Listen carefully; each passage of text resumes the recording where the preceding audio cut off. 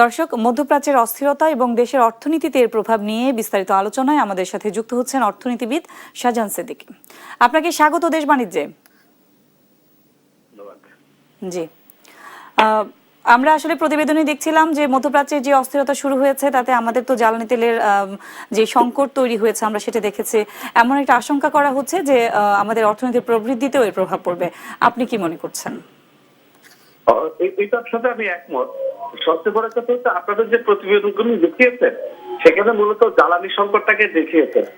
এর সাথে সাথে আরেকটি বড় সংকট আলোচনা করা দরকার, সেটা হচ্ছে সারা মধ্যপ্রাচ্য হচ্ছে সারা পৃথিবীর র মেটেরিয়ালস এর প্রাইমারি র মেটেরিয়ালস এর স্থান, যেখান থেকে ক্রেকার এবং এই ধরনের কিছু প্রোডাক্ট বেরিয়ে আছে যেগুলো থেকে বিভিন্ন র মেটেরিয়ালস তৈরি হয়, বিভিন্ন প্লাস্টিক প্রোডাক্ট তৈরি হয়, ইভেন ফার্মাসিউটিক্যাল প্রোডাক্ট তৈরি হয়।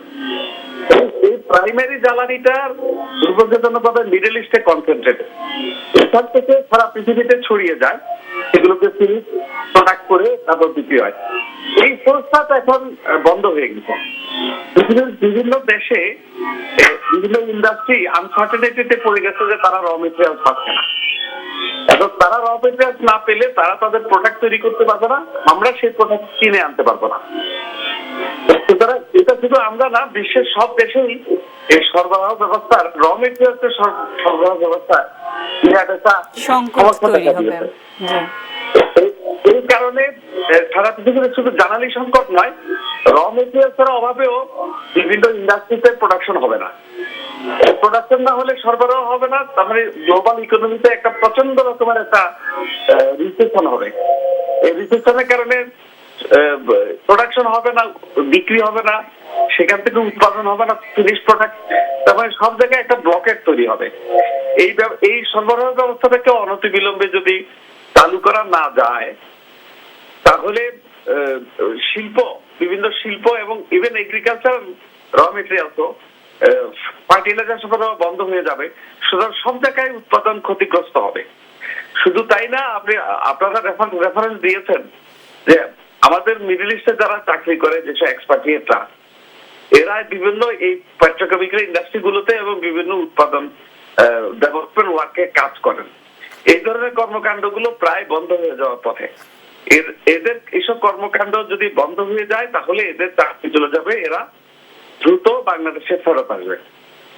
এরা ফেরত আসার অর্থ হচ্ছে যে আমাদের রিমিটেন্স কমে যাবে, মারাত্মক ভাবে বন্ধ হয়ে যাবে, যেটা আসলে আমাদের অর্থনীতির উপরই প্রভাবটা পড়বে। আমরা কিন্তু এখন পর্যন্ত প্রতি বছর কিছু বেশি লোক বিদেশে, সেটাও বন্ধ হয়ে যাবে। জি, আমরা এখন অবধি এই যে মার্চের 28 তারিখ পর্যন্ত যে রেমিটেন্সের তথ্য আসছে সেখানে কিন্তু এখন অবধি কোনো প্রভাব পড়েনি রেমিটেন্সের উপর যুদ্ধের যে প্রভাব, কিন্তু যুদ্ধ দীর্ঘায়িত হলে নিশ্চয়ই সেটার প্রভাবটা পড়বে। জি, এই ব্যাপারে রিমিটেন্স পড়েনি এই জন্য যে এই টাকাগুলো আসলে যুদ্ধ শুরু হওয়ার আগে তারা ইনকাম করেছে এবং এই টাকাগুলো তারা ঈদের খরচের জন্য পাঠিয়েছে।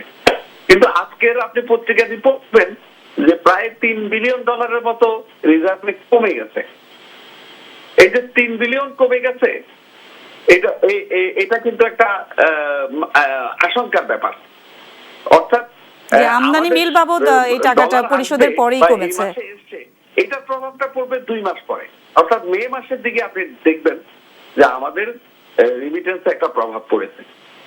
তো সুতরাং এটাকে আশ্বস্ত হওয়ার মতো কোনো অবস্থা নাই, কারণ রিজার্ভে অলরেডি আমাদেরকে হাত দিতে হয়েছে এবং ডলারের একটু দাম, বাংলাদেশের মার্কেটে ডলারের দাম একটু বেড়ে গেছে এবং এই ডলারের দাম বেড়ে যাওয়াটা এবং সরবরাহ কমে যাওয়াটা আমাদের ইনফ্লেশনে প্রভাব ফেলবে। ডলারের দাম বেড়ে যাবে, আমরা বেশি দামে ডলার কিনতে হবে এবং যেহেতু আমাদের জ্বালানি খরচ বেড়ে যাচ্ছে, আমাদেরকে বিদেশের রিমিটেন্সও বেশি করতে হবে লেটার অফ ক্রেডিটের জন্য। আমাদের বিদেশে চলে যাবে ডলার, কিন্তু আশা কমে যাবে। সুতরাং আমাদের ঘাটতি দেখা দিবে। এই ঘাটতিগুলো আমরা 1 মাস পরে, এটা তো এপ্রিল মাস এসেই যাচ্ছে, মে মাসের দিকে আমাদের এখানে এটা প্রভাবটা আসলে বোঝা যাবে। সুতরাং আমরা যদি এখনই কেয়ারফুল না হই, আমরা যে কোনো ভাবেই হোক এই যুদ্ধটা যদি, আমাদের তো কোনো হাত নেই এই যুদ্ধে, কিন্তু আমরা অন্তত নেগোসিয়েশন করে সরবরাহ ব্যবস্থাটাকে যদি আমরা চালু সচল করতে না রাখার, পারি, জি। মিডল ইস্টের সাথে যে সরবরাহ ব্যবস্থা, যে যদিও জ্বালানির আমরা যে আমাদের সংকটটা আসলে তৈরি হয়েছে আমাদের দেশে, আমরা যেটা দেখতে পাচ্ছি যে জ্বালানির জন্য যে একটা অস্থিরতা তৈরি হয়েছে, আসলে এর থেকে মুক্তির কোনো উপায় আছে কিনা আপনার কাছে কি মনে হয়? এটা তো আমাদের কোনো হাত নেই আসলে, কারণ বৈশ্বিক রাজনীতি বা যুদ্ধের ব্যাপারে আমাদের কোনো ভূমিকা নেই, কিন্তু আমরা ভিক্টিম হয়ে যাচ্ছি। আর আমরা বেশি ভিক্টিম হবে এই জন্য, যদিও আমরা আমাদের মূলত র মেটেরিয়াল গুলো ইস্ট থেকে কিনি, আমরা এই ভারত থেকে নেই, চায়না থেকে মেজর পোর্শন ইম্পোর্ট করি, কিন্তু চায়নার ম্যানুফ্যাকচারাররা বিপদে পড়ে গেছে, তারা তাদের র মেটেরিয়াল পাচ্ছে না,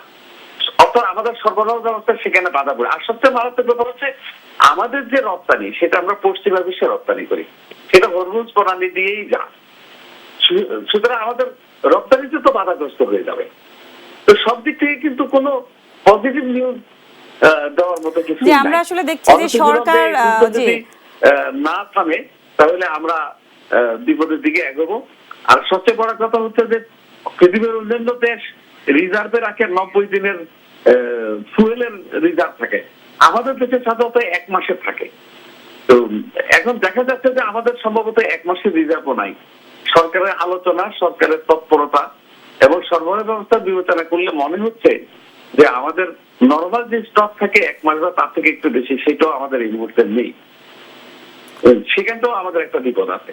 সব দিক থেকে আসলে ভালো কোনো আলো দেখানোর মতো কোনো সুযোগ নেই। জি, তাহলে আমরা আসলে যেই পরিস্থিতি এখন তৈরি হয়েছে, যুদ্ধ পরিস্থিতি, তার প্রভাব আসলে বাংলাদেশে খুব ভালোভাবে পড়বে, এটা আমরা আসলে বলতেই পারি, এবং মারাত্মকভাবে পড়বে 1 মাস পরে। জি, আপনাকে অসংখ্য ধন্যবাদ আমাদের সঙ্গে যুক্ত হওয়ার জন্য।